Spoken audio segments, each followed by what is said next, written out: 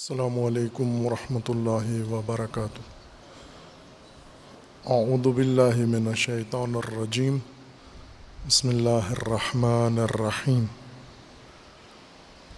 الحمد للہ والصلاۃ والسلام علی رسول اللہ وآلہ آل اللہ، واللعنۃ الدائمۃ علی اعدائہم واعداء اللہ من یوم عداوتہم الی یوم لقاء اللہ۔ عباد اللہ، اوصیکم ونفسی بتقوی اللہ، اتقوا اللہ فإن خیر الزاد التقوی۔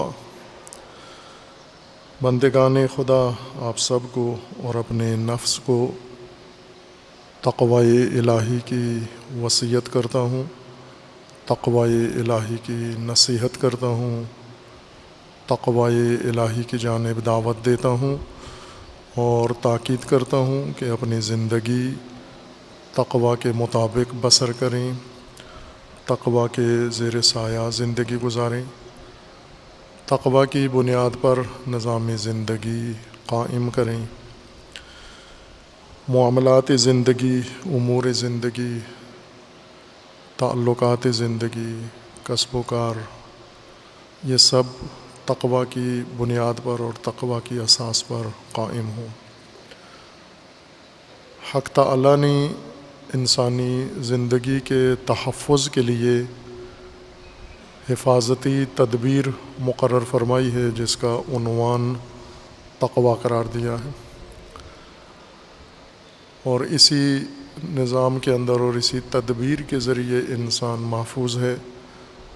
اگر اس تدبیر کو ترک کر دے، جیسا کہ آج عملاً متروک ہے یہ تدبیر تقوی، انسانی معاشرے کے اندر تقوی عملاً متروک ہے۔ مسلمان معاشرے میں ہر چند تقوی مذکور ہے لیکن موجود نہیں ہے۔ اسلام، دین، مذہب، تمام امور تقوی کے بغیر جاری ہیں اور تقوی کے بغیر اس لیے دینی عمل ہوتے ہوئے بھی تقوی کی کمی کی وجہ سے حیات انسانی محفوظ نہیں ہے، اور جملہ چیزیں جو حیات انسانی سے متعلق ہیں یہ بھی محفوظ نہیں ہیں۔ ان کے تحفظ کے لیے انسان گوناگون چارہ جوئی کرتا ہے اور جتنی بھی کوشش کرتا ہے تحفظ کی، اور زیادہ انسانی زندگی غیر محفوظ ہو رہی ہے، خواہ وہ انسانی زندگی کا معنوی پہلو ہو یا انسانی زندگی کا مادی پہلو ہو۔ ایک عام جز اکائی زندگی کی خاندان ہے۔ خاندان تقوی کے بغیر عدم تحفظ کا شکار ہیں۔ ہر گھر کے اندر تقوی کے بغیر کیا مشکلات ہیں، مصائب ہیں، مصیبتیں ہیں۔ شاید ہی کوئی خاندان ایسا ہو اس ملک کے اندر جو بے تقوی ہونے کی بنا پر زندگی کی مشکلات کا شکار نہ ہو اور اس کی زندگی عدم تحفظ کا شکار نہ ہو۔ معمولی ایک مسئلہ، میاں بیوی کے جھگڑے، نو بیاہتا جوڑے جن کی شادیوں کو ہفتہ گزرتا ہے، عشرہ گزرتا ہے، مہینہ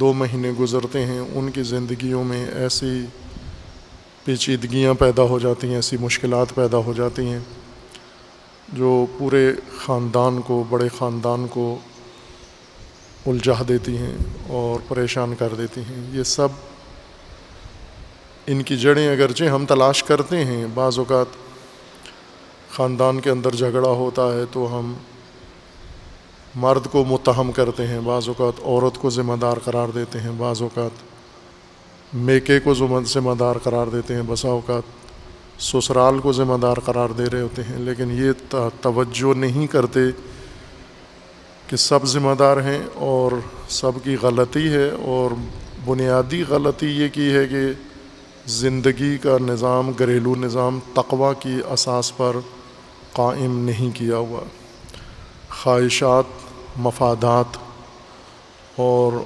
ہوس کی بنیاد پر تشکیل خاندان دیا ہے۔ تو ظاہر ہے جب ناپائیدار بنیاد پر خاندان تشکیل پاتا ہے، نا استوار ہوتا ہے، ناپائیدار ہوتا ہے، محفوظ نہیں ہوتے یہ رشتے، حقوق اور حیثیتیں محفوظ نہیں ہیں۔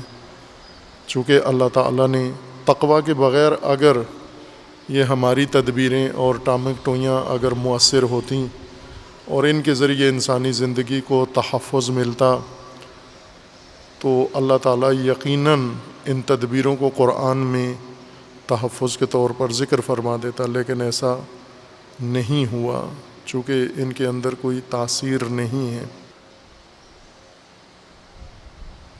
ہم بہت ساری تدبیریں کرتے ہیں تاکہ خاندانی مسائل کو سلجھا کے رکھیں،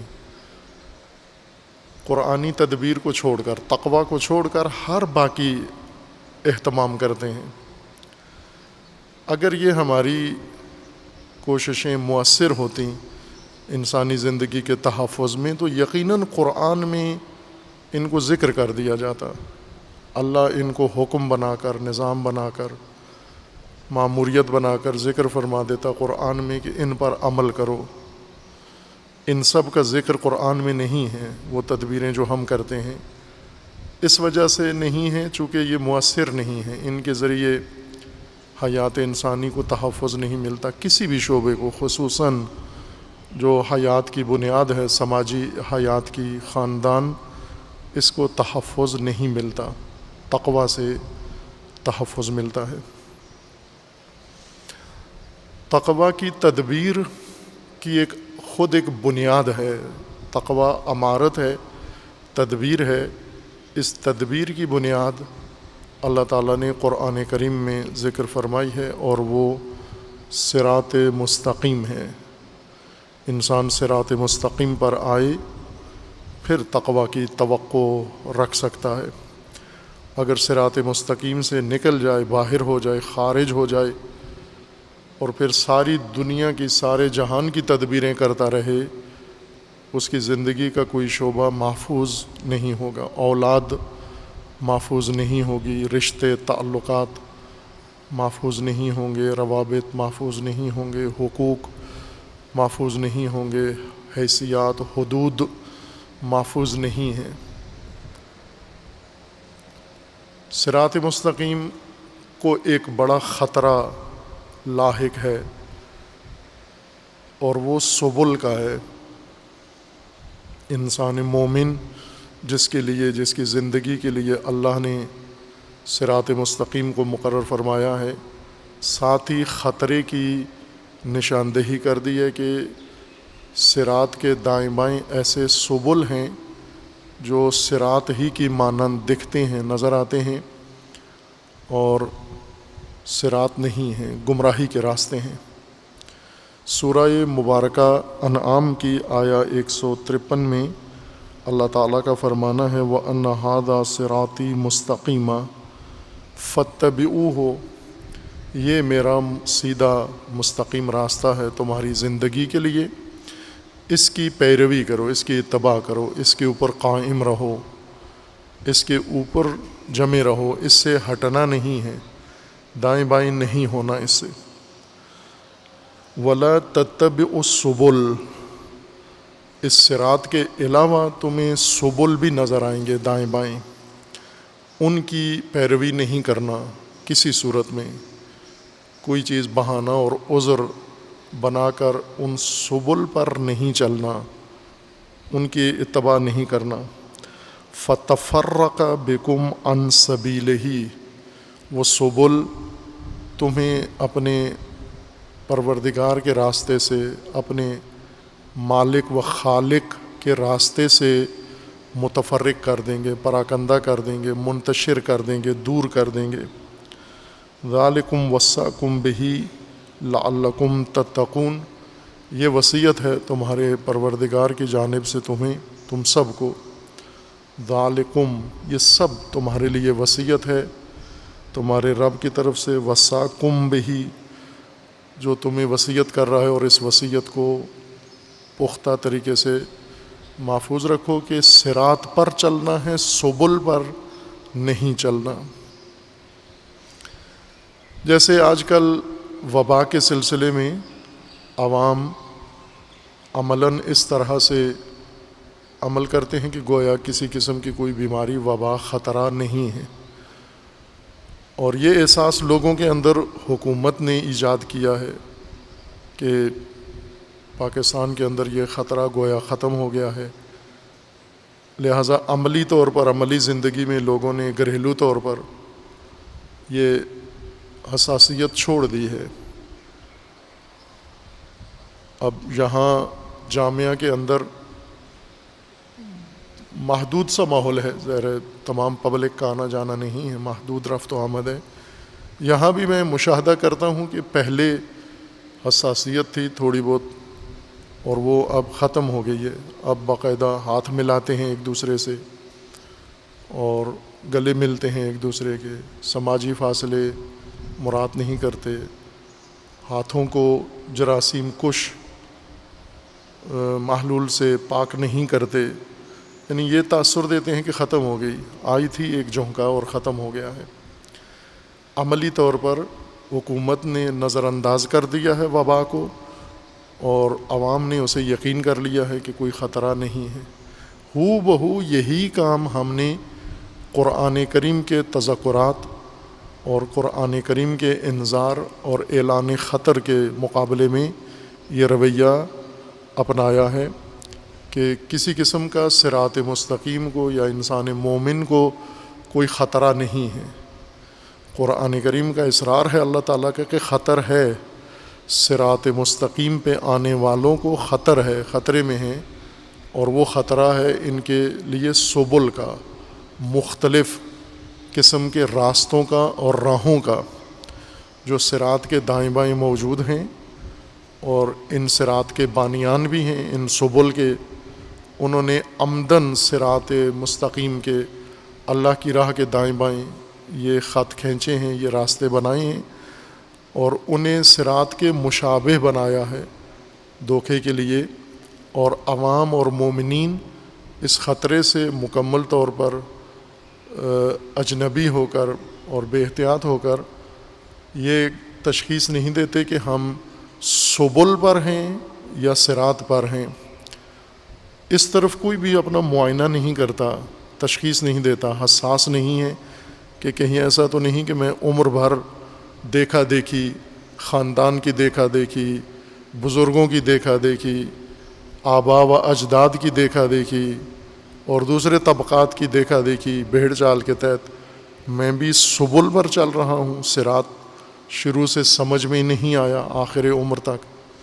اس طرف ہم بالکل دھیان نہیں دیتے، نگاہ نہیں کرتے، جبکہ قرآن بار بار ہماری توجہ اور دھیان اس موضوع کی طرف پلٹاتا ہے کہ آپ غور کرو کہ صراط پر ہو یا سبل پر ہو۔ اگر سبل پر ہو تو غیر محفوظ ہو تم، اور تمہاری ہر چیز غیر محفوظ ہے۔ صراط پر ہو تو نجات کی امید کر سکتے ہو اور نجات کی امید لگا سکتے ہو۔ سبل مختلف ہیں، جیسے گزشتہ باس میں اشارہ کیا تھا کہ ایک راستہ سورہ نساء میں سبل قرآن کریم نے ذکر کیا کہ سبیل طاغوت ہے، سبیل اللہ کے مقابلے میں، اللہ کی راہ کے مقابلے میں ایک راستہ قرآن کریم نے طاغوت کا راستہ ذکر کیا ہے کہ یہ تو طاغوت کا راستہ ہے جس پہ تم ہو، لیکن ہم بالکل حساس نہیں ہیں، بس راستہ ہو، یہ نہیں دیکھتے کہ یہ طاغوت کا راستہ ہے یا اللہ کا راستہ ہے۔ عملی زندگی میں، تجارتی زندگی میں، کاروباری زندگی میں، خاندانی زندگی میں، سیاسی زندگی میں بالخصوص ہم طاغوت کی راہ پر ہیں یا اللہ کی راہ پر ہیں؟ یہ اللہ نے نظام بنا کے آسمان سے اتارا ہے ہمارے لیے، کسی آسمانی کتاب میں آیا ہے یہ نظام جس کے تحت ہم جسے مانے ہوئے ہیں، جس پر چل رہے ہیں؟ اگر نہیں ہے، آسمانی کتاب کا نہیں ہے، دین کی جانب سے نہیں ہے، تو اسی کو قرآن نے طاغوت کہا ہے۔ طاغوت جو غیر اللہ کا راستہ ہو، جو حد پھلانگ کے کوئی انسان راستہ قائم کر لیتا ہے، اسی کو طاغوت کا راستہ کہا جاتا ہے، وہی طغیان ہے، اسی میں قرآن نے خبردار کیا ہے ہمیں۔ ایک راستہ قرآن کریم نے اللہ کی راہ کے مقابلے میں خصوصیت کے ساتھ ذکر کیا ہے، مجرمین کا راستہ، سبیل مجرمین، مجرموں کا راستہ، جرائم پیشہ لوگ، مجرمین جن راہوں پر چلتے ہیں، جن طریقوں پر عمل کرتے ہیں، جن روشوں پر چلتے ہیں، مومنین بھی بعض اوقات انہیں رائج طریقے سمجھ کر، معمول کے طریقے سمجھ کر، اور اپنے معاشرتی اور سماجی طریقے سمجھ کر انہی کو اپنا لیتے ہیں۔ مجرمانہ کام ہے، سبیل مجرمین ہے، مثلا تجارت کریں گے مجرمین والی، لین دین کریں گے مجرموں والا، حقوق مجرمین کی طرح، حدود مجرمین کی طرح، تمام اپنے معاملات مجرموں کی طرح بنائے ہوئے ہیں۔ عملی زندگی میں مومن اور مجرم ان راہوں پر چلنے کی وجہ سے ایک جیسے نظر آتے ہیں، صرف باتیں مختلف ہیں۔ مومن ذکر میں اللہ کا ذکر کرتا ہے، رسول کا ذکر کرتا ہے، آل کا ذکر کرتا ہے، اولیاء کا ذکر کرتا ہے۔ مجرم شاید نہ کرتا ہو یہ اذکار، لیکن عملی راستے مجرمین کے ہیں۔ سورہ مبارکہ انعام میں یہ آیا 153 ہے، جس میں اللہ کا فرمان ہے کہ یہ میرا سیدھا راستہ ہے، اس کی پیروی کرو۔ آیا 55 میں اللہ کے راستے کے علاوہ صراط کے مقابلے میں راستے کا ذکر آیا ہے۔ آیا 55 میں اللہ تعالیٰ کا فرمانا ہے وَكَذَلِكَ نُفَصِّلُ الْآيَاتِ وَلِتَسْتَبِينَ سَبِيلُ الْمُجْرِمِينَ۔ اس سے پہلے آیا 55 سے پہلے جو آیات ہیں ان کے اندر وضاحت کی گئی ہے آیات خدا کی، احکام الہی کی، حدود خدا کی، اور پھر اس کے بعد اس کو خلاصہ کے طور پر یہ فرمایا ہے کہ ہم اس طرح اپنی آیات لوگوں کے سامنے تفصیل کے ساتھ کھول کے پیش کرتے ہیں۔ نفصل الآیات یعنی فاصلے کے ساتھ، تفصیل کے ساتھ، کھول کے، الگ الگ کر کے کسی چیز کو پیش کرنا، اسے تفصیل کہتے ہیں۔ اس کے مقابلے میں ہے کہ موٹی موٹی باتیں کرنا، کلی باتیں کرنا، مبہم باتیں کرنا، مجمل باتیں کرنا، جن میں وضاحت نہ ہو۔ اگر وضاحت آ جائے، تفصیل آ جائے، آیات کی ہدایت کے لیے تفصیل ضروری ہے۔ عموماً ہم باقی چیزوں کو تو تفصیل سے، مثلاً مفاد و منفعت و مالی چیزوں کو تو تفصیل جاننا چاہتے ہیں کہ یہ ہمیں بتائی جائے، تفصیل کیا ہے، مجھے کتنے پیسے ملیں گے، میرا فائدہ کتنا ہوگا، میرا سود کتنا ہوگا، یہ تو تفصیل جاننا چاہتے ہیں۔ اگر کوئی آدمی کہے بھائی گھنٹہ لگے گا وضاحت کرنے میں، تفصیل بتانے میں، کہتے ہیں کوئی حرج نہیں، 2 گھنٹے لگ جائیں۔ اگر 2 گھنٹے تفصیل بیان ہو اور مجھے اس کے بعد ایک رقم ملنی ہے تو کوئی حرج نہیں ہے، میں 2 گھنٹے سننے کے لیے تیار ہوں۔ لیکن ہدایت کو ذرا تفصیل سے بیان کریں، کھول کے بیان کریں، تھک جاتے ہیں، اکتا جاتے ہیں، خستہ ہو جاتے ہیں۔ جبکہ ہدایت تفصیل ہی مانگتی ہے، مفصل کر کے، علیحدہ علیحدہ ہر بات کھول کے، روشن کر کے، اس کو واضح کر کے بیان کرنا ہدایت کے لیے ضروری ہے، ورنہ ہدایت حاصل نہیں ہوتی۔ اس لیے اللہ تعالیٰ کا فرمانا ہے وَكَذَلِكَ نُفَصِّلُ الْآيَاتِ۔ ایک تو یہ ہے کہ دین سمجھ ہی تفصیل سے آتا ہے، تفصیل بیان کریں تو دین سمجھ میں آتا ہے۔ آیات خدا کے لیے تفصیل، حوصلہ اپنا رکھیں کہ اگر میں کسی جگہ دین سیکھنے جاؤں اور وہ مختصر سمجھائیں تو اکتفا نہ کریں، انہیں کہیں جی کہ تفصیل سے سمجھائیے۔ اور ایسے ہوتا تھا رسول اللہ صلی اللہ علیہ وآلہ وسلم کے بارگاہ میں اور ائمہ اطہار اہل البیت علیہ السلام کے پاس لوگ آتے تھے مختلف طرح کے، کچھ ہماری طرح کے بے حوصلہ، تھکے ہوئے، خستہ، اکتائے ہوئے، زمانے کے مارے ہوئے، کچھ ایسے ہوتے تھے جو شدید رغبت لے کر حاضر ہوتے تھے. یہ جو شدید رغبت والے تھے یہ جب امام کے سامنے آتے امام مختصر سا ان کو جواب دیتے. کئی روایات ہیں متعدد سینکڑوں روایات ہیں ایسی کہ ایک شاگرد یا صحابی امام کے پاس آیا اور آ کر اس نے ہدایت طلب کی. امام نے اسے مختصر سی ہدایت بیان کی جس کا ایک نمونہ نہج البلاغہ میں خطبۃ المتقین ہے. خطبہ حمام بھی اس کو کہتے ہیں چونکہ اس شخص کا نام حمام تھا. اور اس شخص نے امیر المومنین سے آ کر تقاضا کیا کہ یا امیر المومنین میرے لیے تقوی بیان کریں. متقی کس کو کہتے ہیں, تقوی کیا ہے؟ تو حضرت نے اسے کہا کہ تقوی اچھے کام کرنا ہے, نیک کام کرنا ہے, جو اچھے کام کرو نیک کام کرو.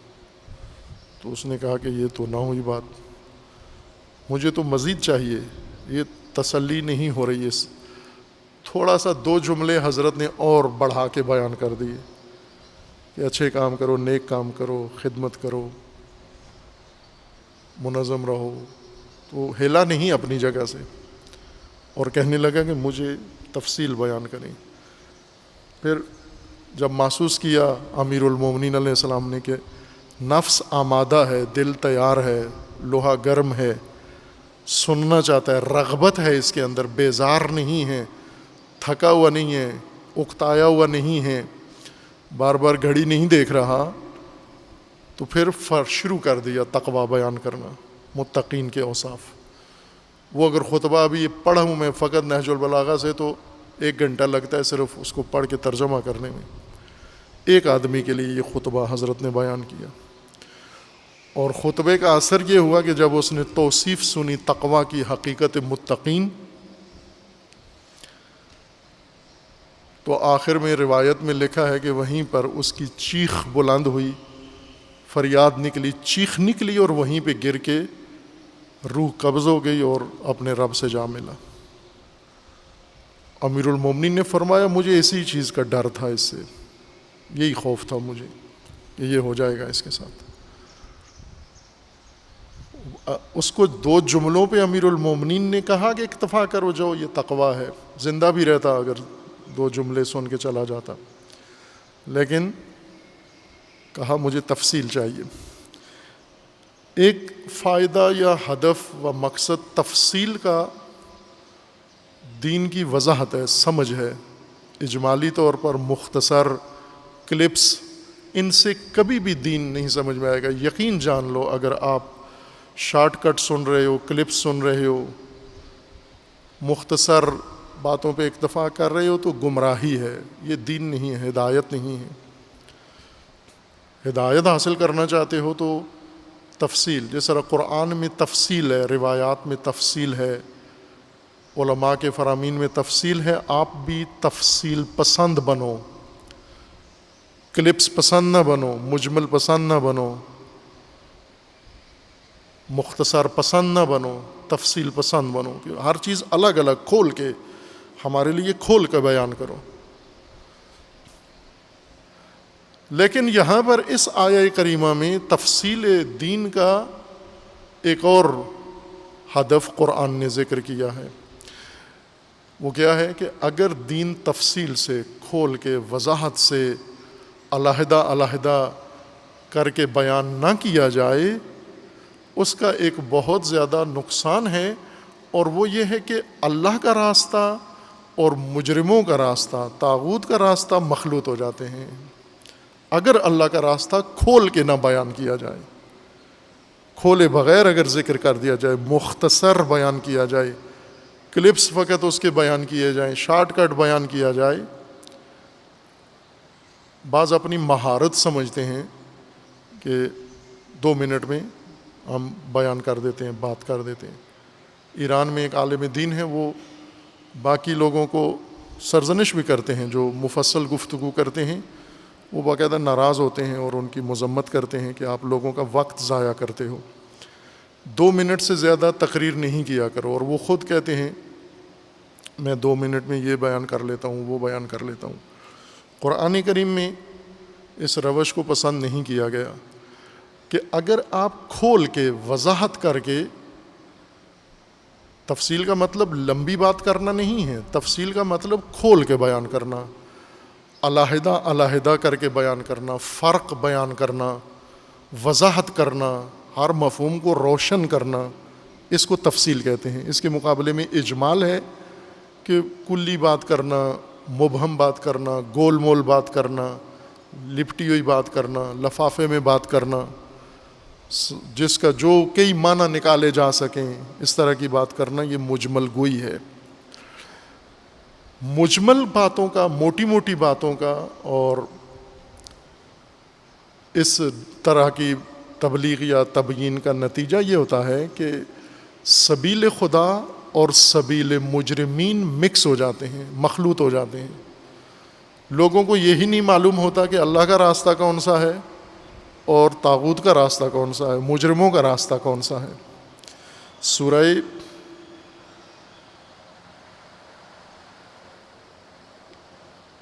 انعام آیا 55 میں، یہ آیا نوٹ کر لیں، گھر میں قرآن کریم سے اس کو مشاہدہ کریں، اور اس طرح کی اور بھی کئی آیات ہیں تفصیل والی۔ اللہ تعالیٰ نے قرآن کریم میں رسول اللہ کو فرمایا کہ یہ قرآن ہم نے بھی تفصیل کے ساتھ علیحدہ علیحدہ کر کے آپ کے اوپر نازل کیا ہے، اور آپ نے بھی لوگوں کو ایسے ہی بتانا ہے۔ ہم نے کتاب نازل کی ہے، آپ نے تفصیل پیش کرنی ہے لوگوں کے سامنے، اس کو گول مول کر کے نہیں پیش کرنا، وضاحت کر کے لوگوں کے سامنے بیان کرنا ہے۔ یہاں پر سورہ انعام میں اللہ تعالیٰ کا فرمان ہے وَكَذَلِكَ نُفَصِّلُ الْآيَاتِ، ہم نے اپنی آیات نفصل علیحدہ علیحدہ کر کے، واضح کر کے پیش کی ہیں اور کرتے ہیں۔ کیوں کرتے ہیں؟ اس کے کئی فوائد ہیں۔ ایک یہ ہے کہ دین سمجھ میں آ جائے، حق واضح ہو جائے، روشن ہو جائے، اور انسان ارادہ کر سکے، چونکہ جب تک کوئی بات مکمل طور پر سمجھ میں نہیں آتی، انسان اس کے مطابق فیصلہ نہیں کر سکتا، عزم نہیں کر سکتا، ارادہ نہیں کر سکتا، تاکہ آگے عمل کرے اور حرکت کرے۔ عمل کرنے کے لیے انسان کو فیصلہ چاہیے ہوتا ہے، فیصلے کے لیے کسی راہ کی وضاحت چاہیے ہوتی ہے۔ اگر وضاحت نہ ہو تو فیصلہ ہو ہی نہیں سکتا کہ ہم کدھر جائیں اور کہاں جائیں۔ اس لیے پہلے تفصیل چاہیے تاکہ فیصلے ہو سکیں۔ دوسرا، وضاحت کیوں ہم کر رہے ہیں قرآن میں؟ قرآن کی روش تفصیل ہے، یہ ذہن میں رکھ لیں آپ، چونکہ آپ کو زیادہ یہ سننے کو ملتا ہے، شاید آپ خود بھی تفصیل گریز لوگوں میں سے ہوں، آپ کے اندر بھی مزاج، چونکہ ہمارا قومی مزاج تو ایک ہی ہے نا، مختلف تو نہیں ہے، ایک قوم کے ہم فرد ہیں، ایک خاندان ہیں، ایک جیسے ہیں، ہم 19-20 ہیں لیکن ہیں ایک جیسے، کہ تفصیل گریز ہیں، وضاحت حقیقت نہیں چاہتے ہم، بس گول مول بات کرو، شارٹ بیان کرو، ہاں ہوں میں بیان کرو، ہاں نہ کرو، بس بات ختم کرو، آگے ٹائم نہیں ہے ہمارے پاس، چونکہ ہمیں موبائل بھی دیکھنا ہے، چیٹنگ بھی کرنی ہے، اور بہت سارے اللہ نے کام لگائے ہوئے ہیں۔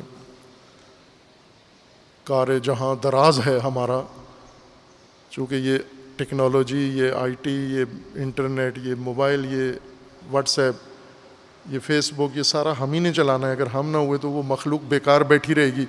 ہماری کمی شدت سے محسوس ہوگی۔ ابھی آپ جمعے میں ہیں اور وہ آپ کے گروپ میں ہیں اور آپ کی کمی شدید محسوس کر رہے ہیں، ایک دوسرے سے پوچھتے بھی ہیں کہ یہ کہاں گئے، 5 منٹ ہو گئے ہیں ان کی طرف سے کوئی اظہار نہیں ہو رہا، تو کرونا کی وجہ سے ڈر بھی جاتے ہیں کہ یہ 5 منٹ جو آدمی غائب ہے کہیں کرونا کی زد میں تو خدا نخواستہ نہیں آ گیا۔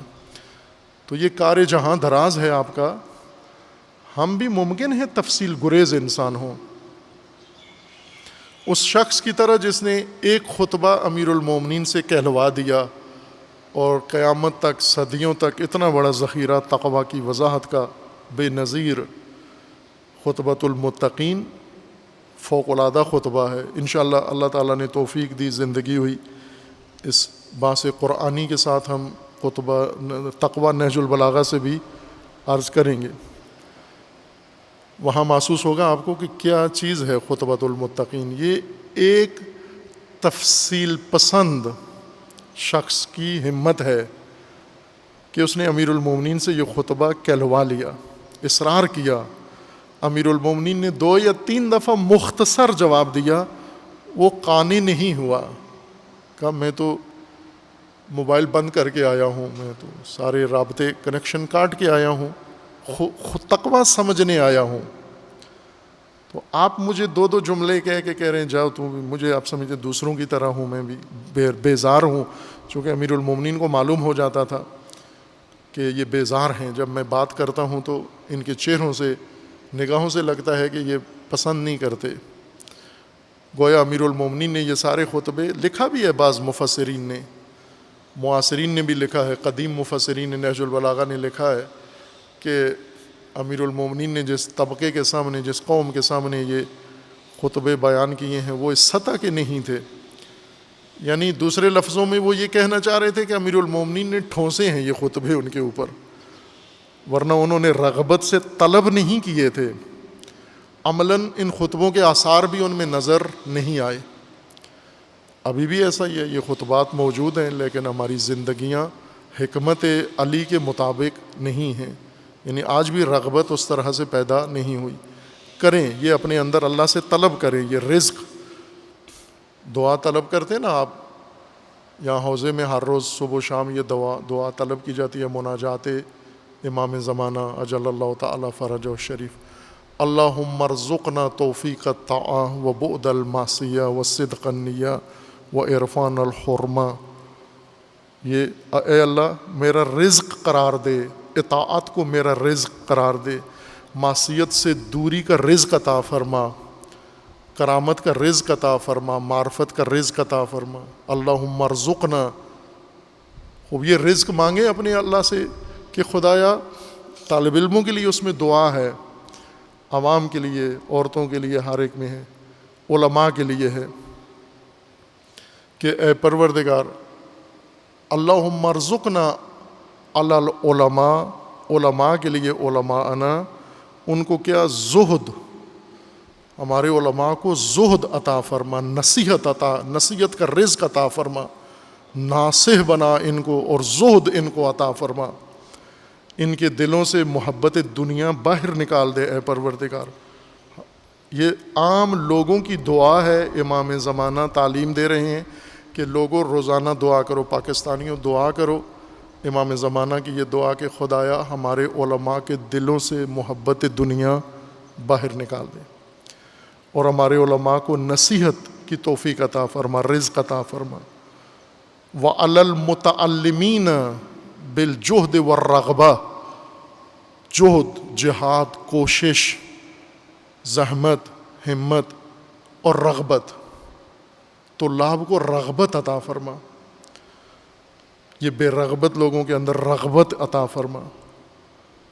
یہ وہ چیزیں ہیں جو اللہ سے مانگیں, اے پروردگار ہمیں دین کی تفصیل کی رغبت عطا فرما, تفصیل پسند بنے, تفصیل کے خواہاں بنے. یہ حالت جو ہے ہماری اس وقت درست نہیں ہے کہ ہم گریزاں ہیں, ہم پر غلبہ کسی اور چیز کا ہے, دین شناسی, دین خواہی نہیں ہے. تفصیل کا ایک فائدہ جو قرآن کریم میں اللہ تعالیٰ نے ذکر کیا, یعنی اور بہت سارے فائدے ہیں. وَلِتَسْتَبِينَ, یہ ترکیب, اس طرح کی ترکیب قرآن میں زیادہ ہے. مثلا ہم نے مومنین کو مبتلا کیا ہے, کیوں؟ والے یعنی جملہ مقاصد, اہداف, فوائد میں سے ایک یہ فائدہ حاصل کرنا چاہتے ہیں. ایک یہ ہدف ہے جو مومنین کے لیے اللہ تعالیٰ نے مقرر فرمایا ہے, اور وہ کیا ہے؟ وَلِتَسْتَبِينَ سَبِيلُ الْمُجْرِمِينَ. ہم کیوں دین کو کھول کے وضاحت کے ساتھ ایک ایک کر کے علیحدہ علیحدہ بیان کر رہے ہیں؟ اس لیے کہ ایک کام یہ ہے, ایک ہدف یہ ہے کہ دین کی وضاحت سے مجرمین کے راستے کی وضاحت ہو جائے گی کہ مجرموں کا راستہ کون سا ہے. وَلِتَسْتَبِينَ, کھل جائے، واضح ہو جائے، روشن ہو جائے مجرموں کا راستہ۔ یہ کیسے واضح ہوگا؟ مجرموں کا راستہ کون سا ہے؟ جب دین تفصیل سے بیان ہوگا، جب دین مفصل بیان ہوگا۔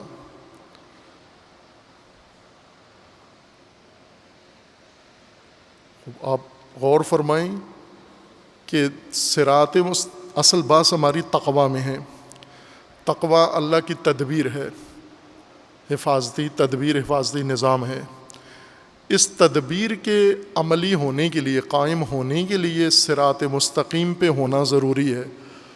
تقویٰ کا مقام، تقویٰ کی جگہ، تقویٰ کا ایڈریس صراط مستقیم ہے۔ تقویٰ کے لیے ہم جغرافیہ نہیں ذکر کر سکتے کہ شمال میں تقویٰ حاصل ہوتا ہے، جنوب میں ہوتا ہے، مشرق میں ہوتا ہے، مغرب میں ہوتا ہے۔ اس کی قرآن نے پہلے نفی کر دی ہے، لیس البر ان تولوا وجوہکم قبل المشرق والمغرب۔ یہ جغرافیائی جہات، ڈائریکشنز، یہ تقویٰ کے لیے کوئی اہمیت نہیں رکھتی۔ آپ مشرق میں ہیں، مغرب میں ہیں، شمال میں ہیں، جنوب میں ہیں، کالے ہیں، گورے ہیں، اردو بولتے ہیں، ہندی بولتے ہیں، انگلش بولتے ہیں، یہ تقویٰ میں دخیل نہیں ہے۔ لیکن تقویٰ میں ایک چیز ہے، وہ کیا؟ صراط مستقیم۔ یوں نہیں ہے کہ آپ جس جگہ ہو، جن کا راستہ، طاغوت کا راستہ ہو، متقی بننے کی کوشش کرو۔ آپ شیطان کی راہ پر ہو اور تقویٰ کی توقع رکھو، مجرمین کی راہ پر ہو تو با تقویٰ ہونے کی ایکٹنگ کرو تم، یہ نہیں ہو سکتا۔ تقویٰ کے لیے ضروری ہے کہ پہلے صراط مستقیم پر آؤ۔ صراط مستقیم کے لیے خطرہ، صراط مستقیم پر آنے والوں کے لیے ایک خطر ہے، ایک آفت ہے۔ وہ کیا؟ کہ صراط مستقیم کے علاوہ بہت سارے سبل بھی موجود ہیں۔ صراط مستقیم جیسے دکھتے ہیں بظاہر، موازی ہیں، متوازی ہیں، پیرالل ہیں، لیکن صراط مستقیم نہیں ہے، لیکن اللہ کا راستے نہیں ہیں۔ مومن کبھی ناخواستہ طور پر لا علمی میں ان راہوں پر چڑھ جاتا ہے۔ پاکستان میں خوب ایک سہولت آپ کے لیے یہ ہے کہ روڈ تھوڑے ہیں۔ موجودہ حکومت ہماری ویسے بھی قائل ہے کہ راستے بنانے سے کوئی قوم ترقی نہیں کرتی، بلکہ شاید اس حکومت کے نظریے کے مطابق سڑکیں اور راستے ترقی کی راہ میں رکاوٹ ہیں۔ تو اندیشہ ہے کہ یہ جو بنے ہوئے ہیں ختم نہ کروا دیں، کہ یہ بھی ختم ہو جائیں تاکہ ترقی شروع ہو۔ کچھ ممالک ایسے ہیں جن میں سڑکیں اور راستے متعدد ہیں اور موازی ہیں۔ مثلا بہت سارے ممالک میں، آپ مغربی ممالک میں جائیں، حتیٰ مشرقی، مثلا دبئی میں جائیں، آپ ترکی میں جائیں، آپ ایران میں جائیں، اڑوس پڑوس پاکستان کے جائیں، تو سڑکیں ہیں، متعدد سڑکیں، کچھ مشرق سے مغرب اور مغرب سے مشرق کو جا رہی ہیں، اور کچھ شمال سے جنوب اور شمال سے جنوب سے شمال میں ہائی وے، ایکسپریس وے، سپر وے، اس طرح کی موٹر وے ہیں، ایک ساتھ ساتھ بنی ہوئی ہیں۔ کئی جگہوں پر ان میں پھر کراسنگ آتی ہے، پل بنے ہوتے ہیں پیچیدہ، اور سب سے بڑا خطرہ وہاں گاڑی چلانے کا یہی ہوتا ہے کہ انسان غلطی سے اگر مثلا 1 نمبر شاہراہ پہ جانے کے بجائے 2 نمبر پہ چلا گیا غلطی سے، تو وہ 5 منٹ میں اپنے مقصد سے میلوں دور ہو جائے گا۔ بظاہر ایک جیسا راستہ ہے۔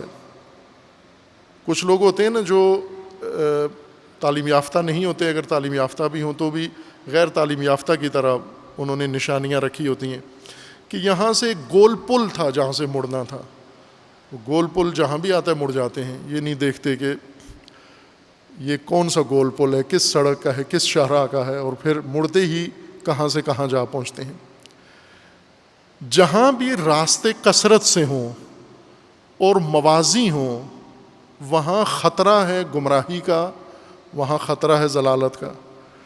اللہ تعالیٰ نے قرآن کریم میں ہمیں اسی خطرے کی طرف متوجہ کیا ہے کہ صراط مستقیم کے علاوہ سبل ہیں کثرت سے، جیسے رسول اللہ صلی اللہ علیہ وآلہ وسلم کی حدیث مبارک میں بھی یہ نقطہ آیا تھا اور بیان کیا ہے۔ جناب عبداللہ ابن مسعود نے جو روایت نقل کی ہے کہ رسول اللہ نے اپنی انگلی سے ایک لکیر کھینچی اور کہا یہ میرا راستہ ہے، پھر اس کے دائیں بائیں 2 اور لکیریں کھینچی اور کہا یہ شیطان کے راستے ہیں، اور ان پہ نہ جانا تم، وہی خطرہ قرآن میں ہمیں بتایا جا رہا ہے۔ اب ہم جب سبل تو موجود ہیں، ہم نے نہیں بنائے، دوسروں نے بنائے ہوئے ہیں پہلے سے، طاغوتی راستے بنے ہوئے ہیں، شیطان نے بنائے ہیں، دوسروں نے بنائے ہیں، اقوام نے بنائے ہیں، اہل علم نے بنائے ہیں، مختلف لوگوں نے بشریت کے لیے، انسانیت کے لیے راستے بنائے ہوئے ہیں۔ یہ ازم جتنے ابھی موجود ہیں آپ کے، یہ سب راستے ہیں۔ مثلا جمہوریت ایک راستہ ہے، یہ کس نے بنایا ہے؟ علامہ اقبال نے کھوج لگا لیا کس نے بنایا ہے۔ علامہ کے کلام میں ہے کہ یہ کس نے بنایا ہے جمہوریت کا، ملوکیت کے اوپر یہ لبادہ کس نے پہنایا ہے اس کو اور اڑایا ہے، اور اندر یہ کیا ہے جمہوریت کے اندر؟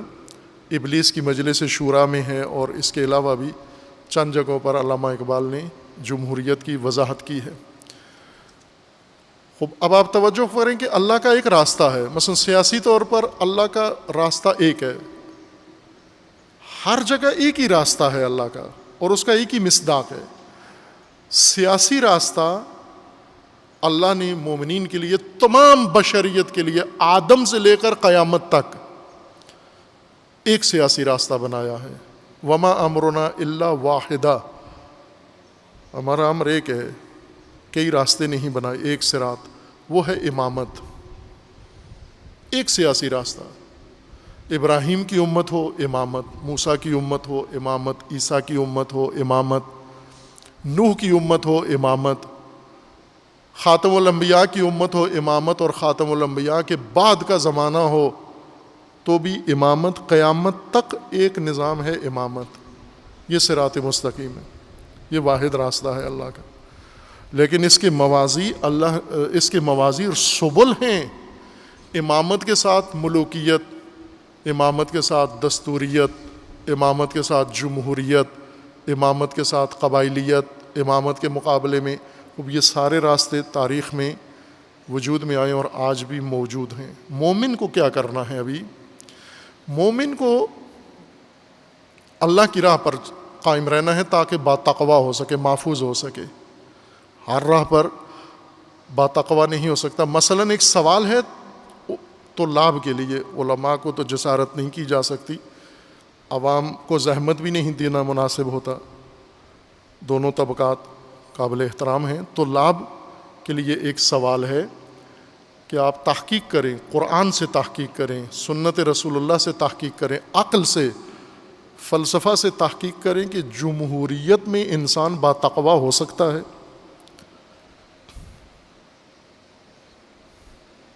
ممکن ہے؟ اس کو طلاب تحقیق کریں اس پر۔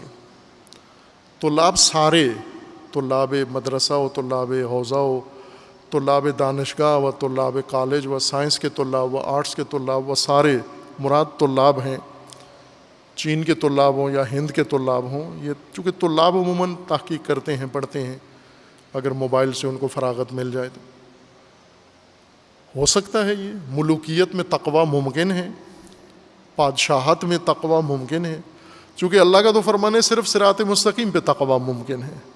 صراط مستقیم کا خطرہ ہے سبل متعدد ہیں، جن میں سے ایک مجرموں کا راستہ ہے۔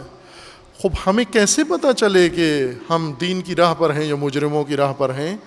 اس کے لیے بہت ہی منطقی، عقلی قانون اللہ نے بیان کیا قرآن کریم میں، اور وہ یہ ہے کہ آپ اللہ کی نشانیاں، اللہ کا دین، اللہ کی ہدایت کو تفصیل سے کھولو، وضاحت کرو اس کی، خود ہی معلوم ہو جائے گا مجرموں کا راستہ کیا ہے۔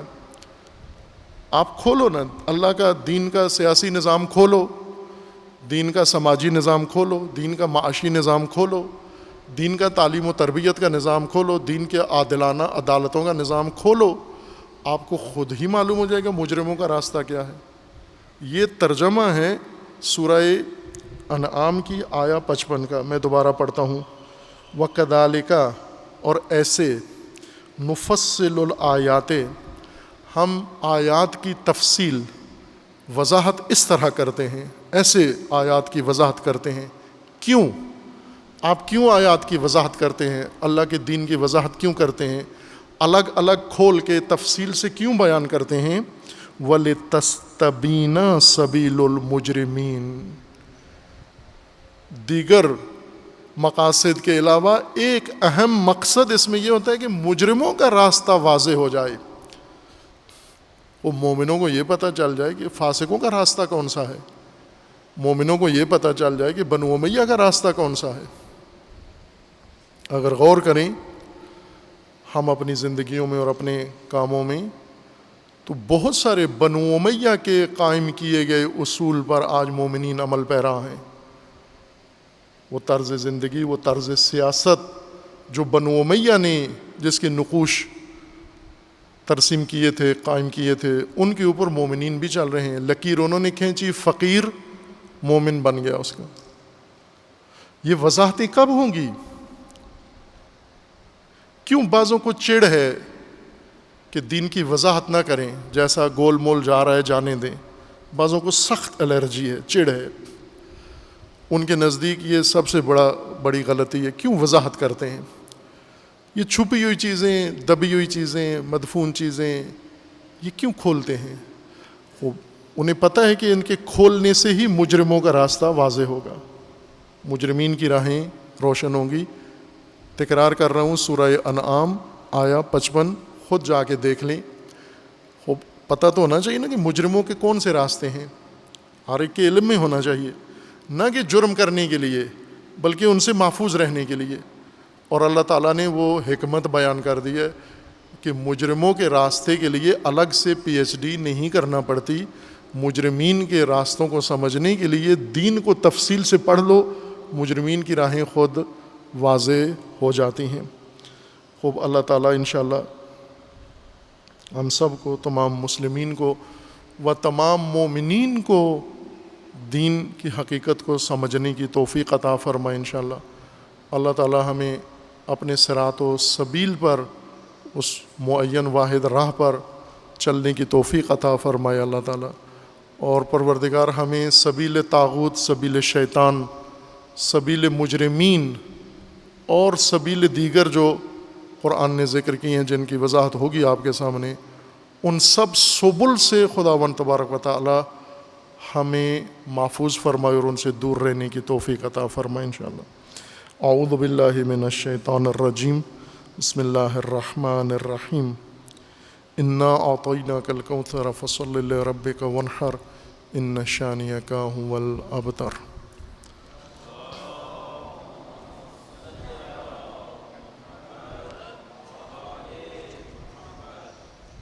اعوذ باللہ من الشیطان الرجیم، بسم اللہ الرحمن الرحیم۔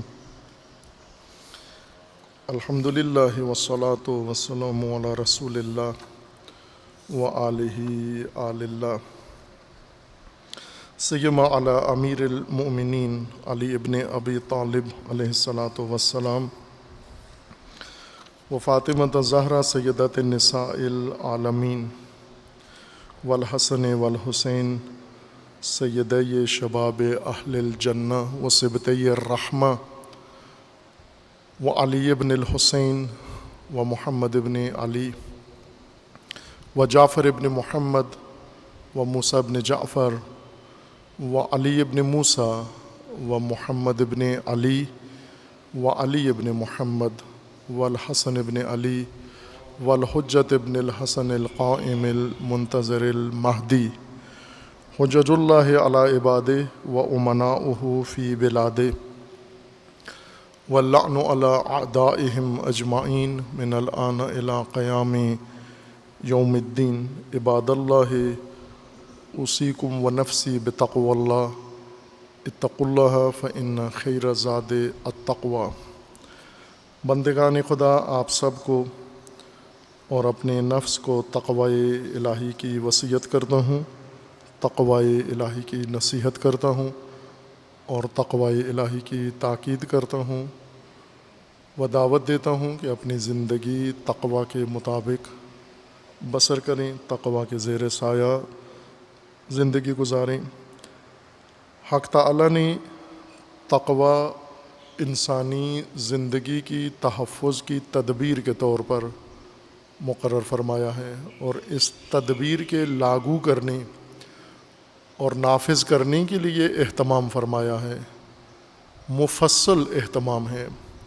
کتب آسمانی اسی اہتمام کا ایک مرحلہ ہے، ارسال رسل و بعثت انبیاء اسی تدبیر کا ایک مرحلہ ہے، اور اسی طرح تنصیب ائمہ اسی تدبیر کا حصہ ہے، اور ماموریت علماء اسی تدبیر کا حصہ ہے، کہ تاکہ انسانی معاشرے کے اندر مومن معاشرہ قائم ہو، اور مومن معاشرہ با تقوی معاشرہ بنے، سماج کی بنیاد تقوی کی بنیاد پر ہو۔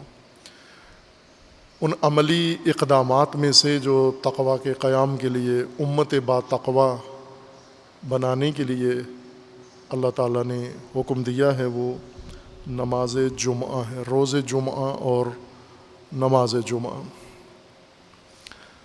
اور نماز جمعہ یہ تدبیر جس سے امت با تقوی نے پیدا ہونا ہے، ہر نسل کے اندر نماز جمعہ مسلسل، رسول اللہ کا فرمانا ہے کہ اللہ نے نماز جمعہ کو واجب قرار دیا ہے قیامت تک، میری زندگی میں بھی اور میری زندگی کے بعد، اور جس نے نماز جمعہ کو حقیر سمجھا یا ترک کیا تو اس کے بارے میں وہ 7 چیزیں بیان کی کہ ان کی زندگیوں سے یہ اثرات اٹھ جائیں گے، برکتیں اٹھ جائیں گی، رحمتیں اٹھ جائیں گی، اتحاد اٹھ جائے گا، فہم و فراست اٹھ جائے گی۔ یہ رسول اللہ صلی اللہ علیہ وآلہ وسلم کا فرمان ہے۔ خوب بعض متاسفانہ شبہات کی وجہ سے، علمی فقہی شبہات جو اہل علم کو پیش آئے ہیں، انہوں نے نماز جمعہ کے متعلق فقہی جو اجتہادی تردید کی ہے، اس کا نتیجہ عوام میں بے رغبتی کی صورت میں پیدا ہوا ہے کہ نماز جمعہ جس اہتمام کے ساتھ مومنین میں قائم ہونا چاہیے اس طرح سے نہیں ہے، جبکہ دیگر مسالک میں خاصا اہتمام نماز جمعہ کے متعلق ہوتا ہے۔ نماز جمعہ کو احیاء کرنے کے لیے شہید ثانی رحمۃ اللہ علیہ نے تمام بزرگان و علماء سے بڑھ کر اہتمام کیا ہے۔ چند کتابیں لکھی ہیں، جن میں سے ایک خصائص و یوم الجمعہ ہے، جس کی ہم یہاں 21ویں خصوصیت بیان کر رہے ہیں۔ 20ویں خصوصیت روز جمعہ کی یہ تھی کہ باقی ایام میں نماز ظہر کے وقت گرمی ہوتی ہے، چونکہ زوال کے وقت ہوتا ہے، عین دوپہر کا وقت ہوتا ہے، نصف النہار ہے، سورج آسمان کے وسط میں ہوتا ہے، اور گرمی کے موسم میں خصوصاً عرب صحرا میں بہت شدید گرمی ہوتی ہے۔ تو رسول اللہ صلی اللہ علیہ وآلہ وسلم خود بھی اور اپنے پیروکاروں کو بھی حکم دیتے کہ گرمی کا وقت گزار کے ٹھنڈک کے وقت، خنک وقت میں نماز ظہر پڑھی جائے۔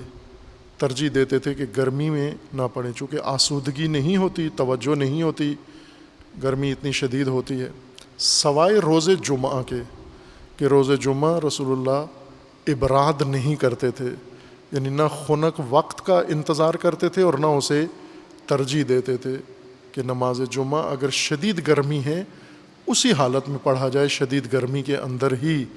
اتنی اہمیت ہے نماز جمعہ کی کہ ظہر کو گرمی کی وجہ سے تاخیر کر لیں خنک وقت میں، لیکن جمعہ کو نہیں کر سکتے۔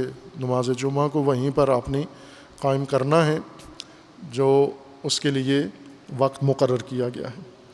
21ویں خصوصیت یہ ہے تاخیر الغدا والقیلولہ عنہا۔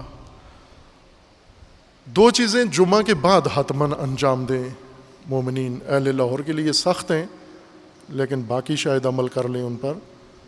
ایک کھانا جمعے کے بعد کھائیں، اور دوسرا قیلولہ، نیند، دن کی نیند، دوپہر کی نیند، یہ بھی نماز جمعہ کے بعد سوئیں۔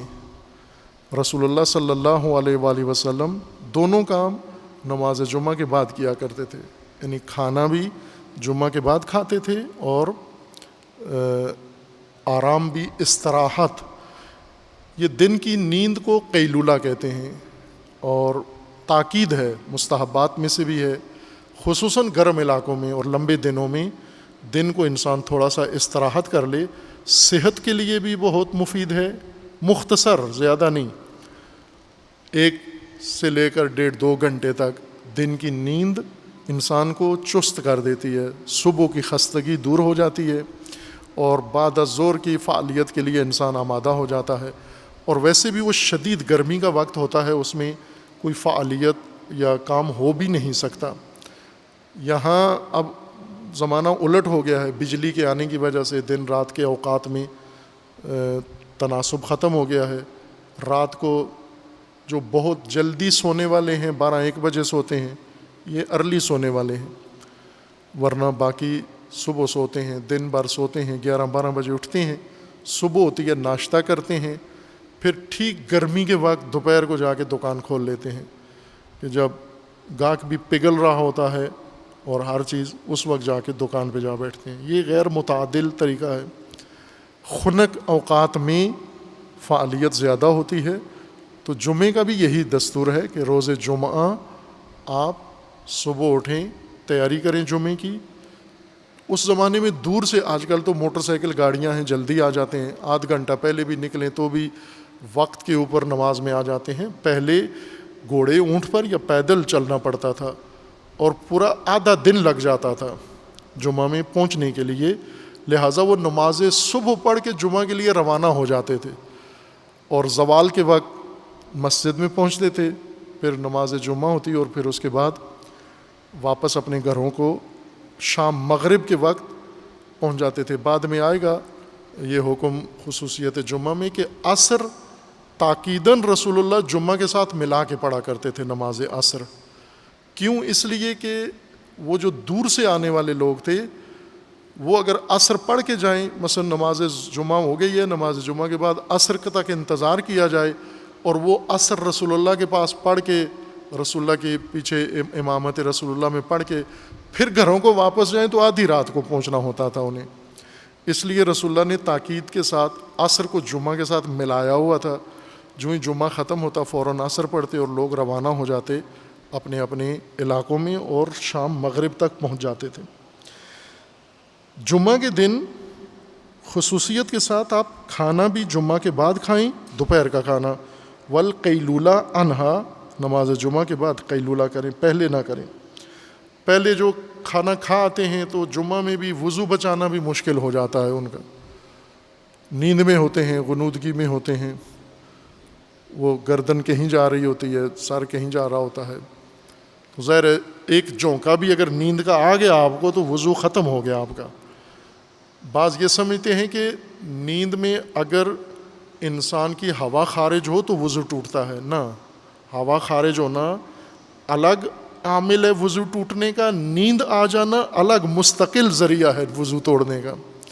اگر ہوا نہیں نکلی، نیند آ گئی تو وضو ٹوٹ گیا ہے، بے شک آپ کو تسلی ہے کہ ہوا خارج نہیں ہوئی، گیس ہے ہی نہیں آپ کے معدے میں، یا ہے بھی ہے تو بھی خارج نہیں ہوئی، تو وضو ٹوٹ گیا ہے نیند آنے سے۔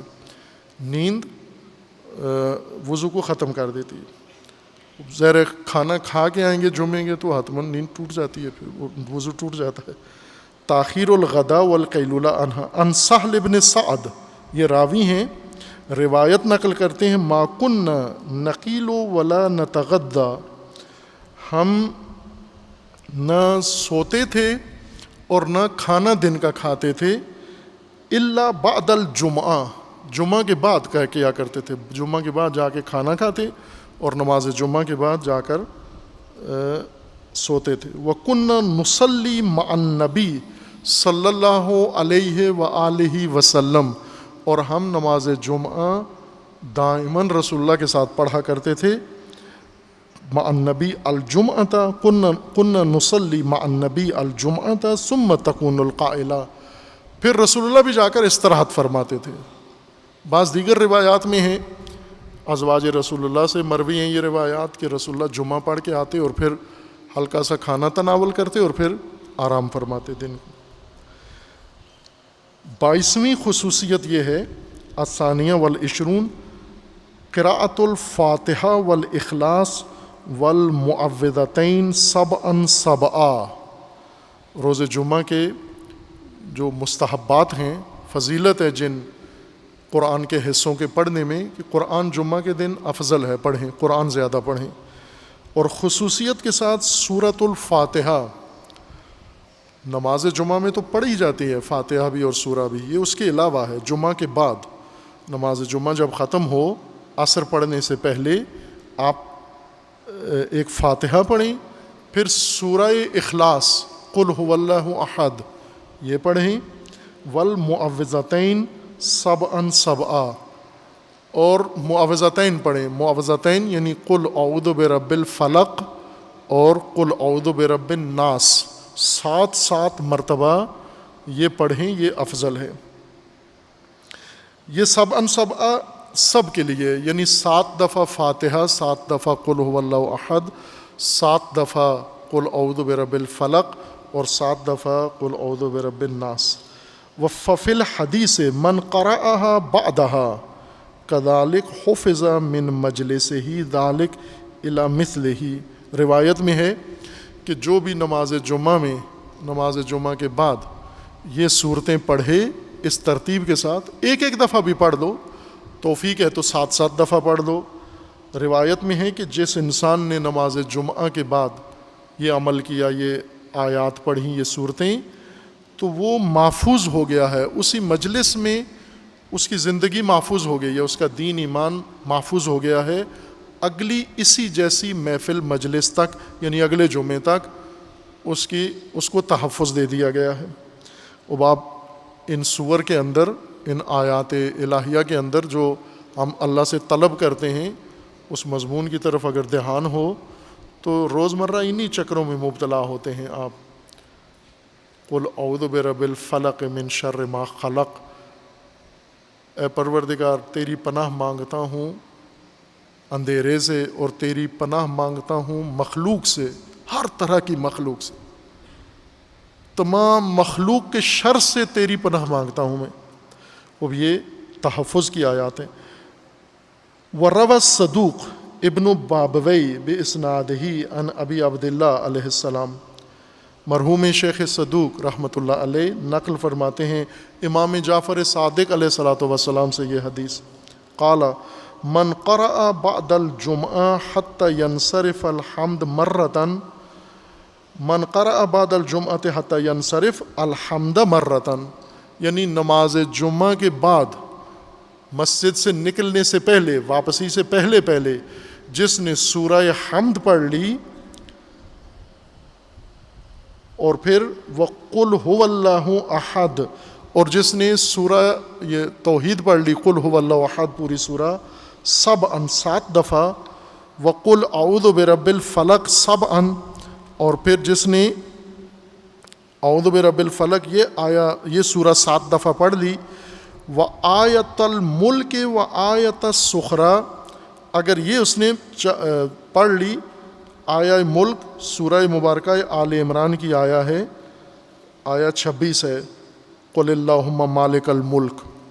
قرآن کریم میں آج اگر پڑھنی ہے، قرآن مسجد میں ہے، آیہ لکھ لیں، سورہ آل عمران آیہ 26، اور دوسری ہے سورہ آراف آیہ 7. یہ بہت اہم آیت ہے، یہ علماء تاکید کرتے ہیں. سورہ آراف آیہ 7 کو بہت سارے انسان کے مسائل کے لیے اس آیہ کی تاکید کرتے ہیں. سورہ آراف آیہ 7، ان ربکم الذی خلق السماوات والارض وآخر البراءہ، اور سورہ توبہ کی آخری آیت اگر کسی نے پڑھ لی، سورہ توبہ کی آخری آیت ہے لقد جاءکم رسول من انفسکم عزیز علیہ ما عنتم، یہ اگر کسی نے آخری آیات پڑھنی، کانت کفارۃ ما بین الجمعۃ الی الجمعہ، تو گویا اس نے اپنی تمام خطاؤں، قصور، تقصیرات کا کفارہ جمعہ سے جمعہ تک جو کچھ اس سے سرزد ہوا ہے اس سب کا کفارہ اس نے ادا کر دیا ہے. امام صادق علیہ السلام کا یہ فرمان ہے. وَبِإِسْنَادِهِ عَنْ ابی عبداللہ علیہ السلام، مرحوم صدوق رحمۃ اللہ علیہ امام جعفر صادق علیہ السلام سے سند کے ساتھ یہ روایت نقل فرماتے ہیں، قال قال رسول اللہ صلی اللہ علیہ وآلہ وسلم. امام صادق علیہ السلام نے یہ روایت رسول اللہ صلی اللہ علیہ وآلہ وسلم سے نقل فرمائی ہے، اور وہ روایت یہ ہے، من قرأ دبر صلاۃ الجمعہ فاتحۃ الکتاب مرۃً وقل هو اللہ احد 7 مرات وفاتحۃ الکتاب مرۃً وقل اعوذ برب الفلق 7 مرات وفاتحۃ الکتاب مرۃً وقل اعوذ برب الناس 7 مرات، اگر کوئی اس طرح سے، یہ رسول اللہ کا فرمان ہے کہ نماز جمعہ کے بعد کسی نے اگر یہ عمل کیا کہ ایک دفعہ سورہ فاتحہ پڑھے، 7 دفعہ قل هو اللہ احد، پھر ایک دفعہ سورہ فاتحہ پڑھے، 7 دفعہ قل اعوذ برب الفلق، پھر ایک دفعہ سورہ فاتحہ پڑھے، 7 دفعہ سورہ ناس قل اعوذ برب الناس، اگر کسی نے یہ نماز جمعہ کے بعد یہ پڑھا، لم تنزل بہی بلیۃ ولم تصبہ فتنۃ الی الجمعۃ الاخرى، اس انسان کو اگلے جمعے تک کوئی مصیبت نہیں آئے گی، کوئی فتنہ، کوئی ابتلا نہیں ہوگی۔ اب یہ نہیں ہے کہ یہ آیتیں پڑھ کے موٹر سائیکل سیدھا گاڑی میں جا دے مارو اور یہ کہو کہ میں ادھر پڑھ آیا ہوں آیات، وہ نہیں ہے مراد، اس سے غلط مفہوم نہیں نکالنا، یعنی وہ بلایا جو آپ کی غلطی نہیں، اچانک آپ پر آ پڑتی ہیں۔ کچھ تو ہے نا کہ آپ جان بوجھ کے مثلا یہاں سے نکلے، موبائل آن کیا، کان میں لگا کے موٹر سائیکل سیدھا نالے میں ڈال دیا، اس کی نہیں بچاتی یہ آیات، ان کا یہ کام نہیں ہے۔ ان کا مطلب یہ ہے کہ آپ نے اپنی طرف سے جو حفاظتی تدبیر کی ہوئی ہے، محتاط ہیں، جو ناگہان بلائیں مصیبتیں دوسروں کی طرف سے یا دیگر اسباب کی طرف سے آ جاتی ہیں، اللہ تعالیٰ ان سے آپ کو بچا لیتا ہے، ورنہ وہ جو آپ خود کرنا چاہتے ہو، جان بوجھ کے کرتے ہو، ان سے آپ خود ہی بچ سکتے ہو، ان سے کوئی آیت آپ کو نہیں بچا سکتی۔ یوں نہیں ہے کہ آپ ماسک اتار کے کرونا کے مریض سے گلے جا ملو اور پھر اسے کہو کہ میں تو 7 دفعہ پڑھ آیا تھا، یہ پھر مجھے یہ مسائل کیوں پیش آئیں، یہ غلط فہمی نہ ہو۔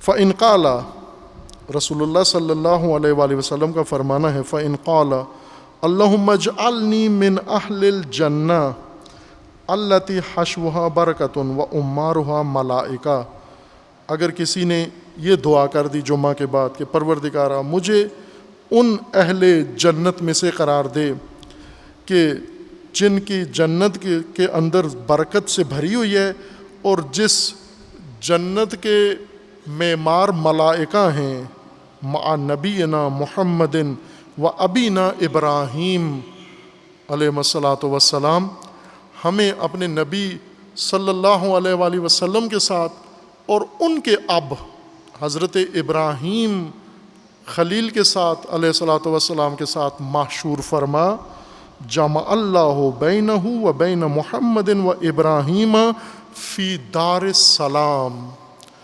اگر آپ نے نماز جمعہ کے بعد یہ دعا مانگی کہ پروردگار محشر میں مجھے اپنے نبی کے ہمراہ اور محشر میں ابراہیم خلیل کے ہمراہ مجھے محشور فرما، تو یقین جان لو کہ دار السلام میں اللہ آپ کو ان ہستیوں کے ساتھ محشور فرمائے گا انشاءاللہ۔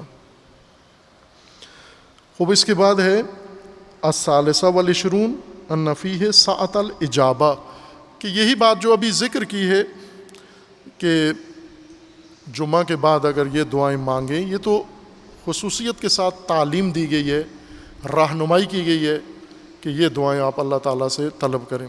ابھی تو مومنین یہ دعا مانگتے ہیں جمعہ کے بعد کہ اللہ تعالیٰ ڈیفینس میں کسی رشوت خار کے پڑوس میں پلاٹ لے دے، اللہ تعالیٰ بحریہ میں غصبی زمین پر کوئی بڑا سا مکان دے دے، ابھی تو یہ دعائیں ہیں ہماری، لیکن رہنمائی کی گئی ہے کہ بحریہ ڈیفینس میں ملے یا نہ ملے، رسول اللہ کی معیت میں اور حضرت ابراہیم کی معیت میں اپنی جگہ ریزرو کروا لو جنت میں، اور اگر آپ نے یہ اللہ کا راستہ طے کیا تو یقیناً وہ مقام آپ کے لیے متعین ہو جائیں گے۔ اس کے علاوہ ایک عمومی خصوصیت روز جمعہ کے اندر ہے جو کسی دن کے اندر نہیں ہے، کسی اور دن کے اندر نہیں ہے، وہ یہ ہے کہ روز جمعہ اللہ تعالیٰ نے ایک وقت، ایک گھڑی مقرر کی ہوئی ہے مخصوصاً اجابت دعا کے لیے۔ جیسے آپ سنتے ہیں نا حکومتی سطح پر کوئی دن ایسا ہوتا ہے جس دن آپ کی درخواستیں منظور کی جاتی ہیں، وصول کی جاتی ہیں. لوگوں کے بہت سارے مسائل ہیں. آپ کے فرض کرو کوئی دن ایسا ہو جس میں آپ کے بجلی کے بل ٹھیک کیے جائیں جو زیادہ آ گئے ہیں. یہ بجلی کے بل چونکہ گرمیوں میں ان لوگوں کو بل دینا پڑتا ہے جن کے گھروں میں ایئر کنڈیشن نہیں ہے، ان کو بل دینا پڑتا ہے ان افسروں کا جن کے گھروں میں 30 ایئر کنڈیشن لگے ہوئے ہیں، ان کا بل آپ کو دینا پڑتا ہے. آ جاتا ہے. پھر گرمیاں اسی طرح گزرتی ہیں. ابھی کراچی میں یہی حال ہو گیا. اگر ایک دن اعلان ہو جائے گی کہ فلاں دن اتنے سے اتنے بجے تک 12 سے 1 بجے تک جتنے صارفین ہیں لاہور کے یہ سب آ جائیں، ان کے بل ٹھیک کر دیے جائیں گے، یعنی جتنے یونٹ آپ نے بجلی خرچ کیے اتنا ہی بل بنا دیا جائے گا. اب آپ تو سب کچھ چھوڑ چھاڑ کے چلے جائیں گے وہاں پر جا کر اس گھڑی میں ضرور حاضر ہوں گے. یہ نہیں کہیں گے کہ ابھی میں مصروف ہوں، ٹائم اتنا ہے، دفتر اسی وقت پہ کھلا ہوا ہے، آپ حتماً پہنچیں گے. جمعہ کے روز اللہ تعالیٰ نے ایک خاص گھڑی اس کام کے لیے مقرر کی ہوئی ہے کہ اس گھڑی میں اگر کوئی مومن نماز جمعہ میں حاضر ہو کر، مویشی منڈی میں نہیں، نماز جمعہ میں حاضر ہو کر اگر خدا کی بارگاہ میں یہ دعا پیش کرے اور وہ دعا کے اصولوں کے مطابق بھی ہو.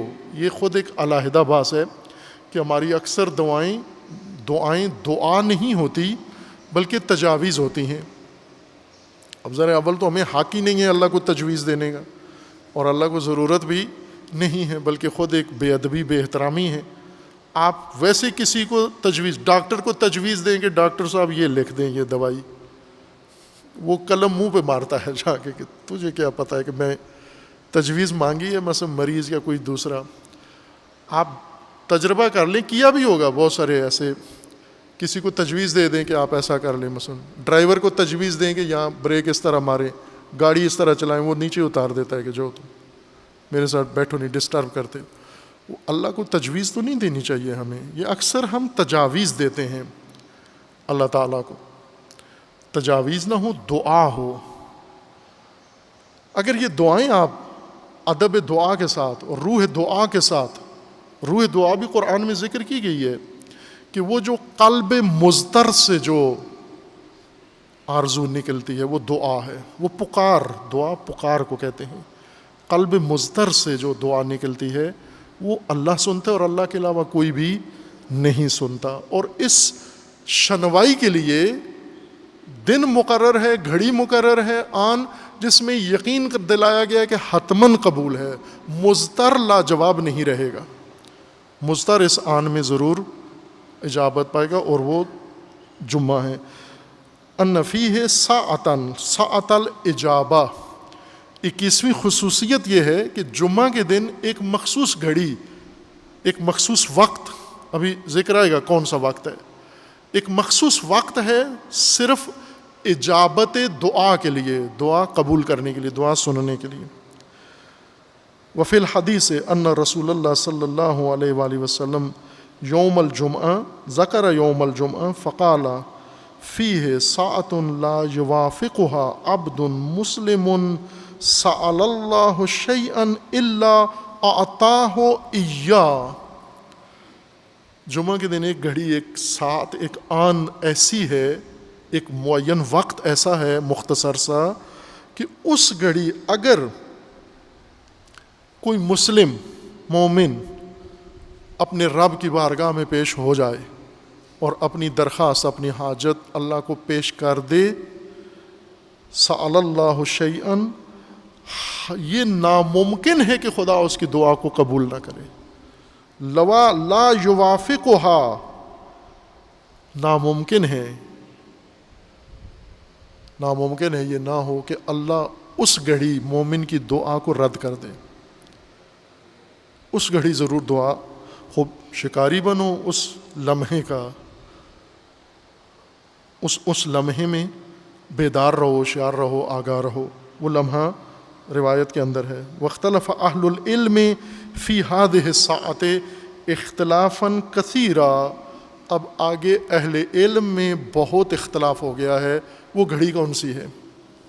وَأَصَحُّهَا عِندَنَا، اور شہید فرماتے ہیں کہ میرے نزدیک علماء کے ان سارے اقوال سے جو نچوڑ نکالا ہے تو شہید نے وہ گھڑی تشخیص دی ہے. شہید ثانی، یہ فقیہ ہے، بزرگوار، نامدار، انہوں نے فرمایا کہ میرے نزدیک وہ گھڑی کون سی ہے.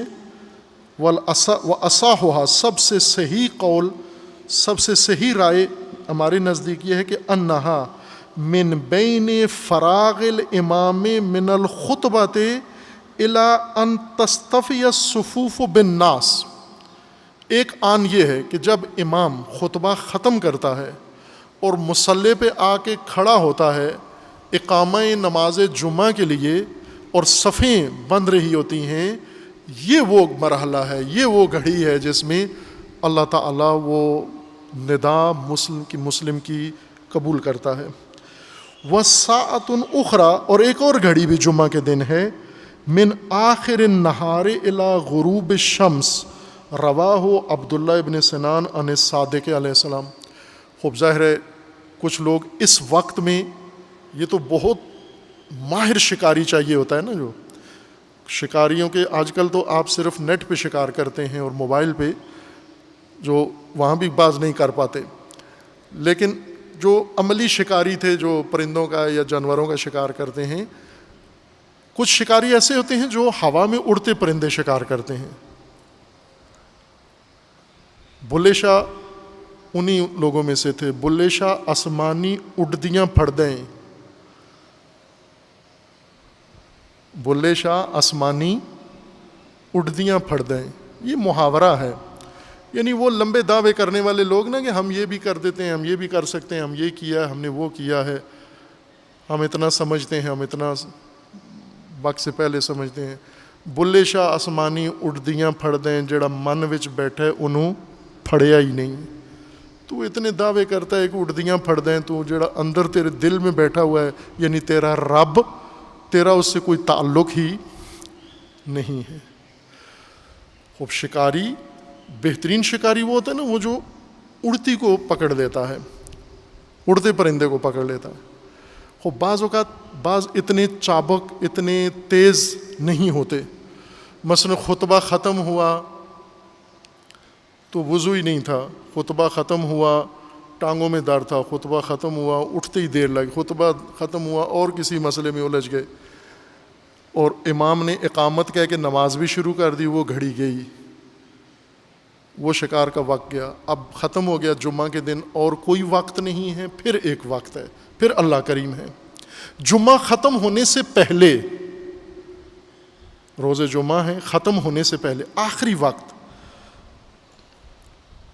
من آخر النہار الی غروب الشمس، جب جمعہ کے دن کا سورج ڈوبنے کے قریب ہوتا ہے، بالکل افق پہ پہنچ چکا ہوتا ہے، اب ڈوبنے والا ہے، پھر دوبارہ فرصت دی جاتی ہے ان کو جو دن کی گولڈن فرصت میں دعا قبول نہیں کروا سکے. یہ ان کے لیے وقت ہے کہ وہ اس لمحے خدا کی بارگاہ میں حاضر ہوں اور جو اللہ سے طلب کرتے ہیں. یہ روایت ہے عبداللہ ابن سنان نے حضرت امام صادق علیہ الصلوۃ والسلام سے نقل فرمائی ہے کہ اللہ تعالیٰ انشاءاللہ ہمیں اس روز مبارک، اس روز عظیم کی معرفت عطا فرمائے، اس کے آداب و فرائض بجا لانے کی توفیق عطا فرمائے، اس کا حق ادا کرنے کی توفیق عطا فرمائے، اور پروردگار اس روز جمعہ ہم سب کو اپنی ذات کی معرفت عطا فرمائے.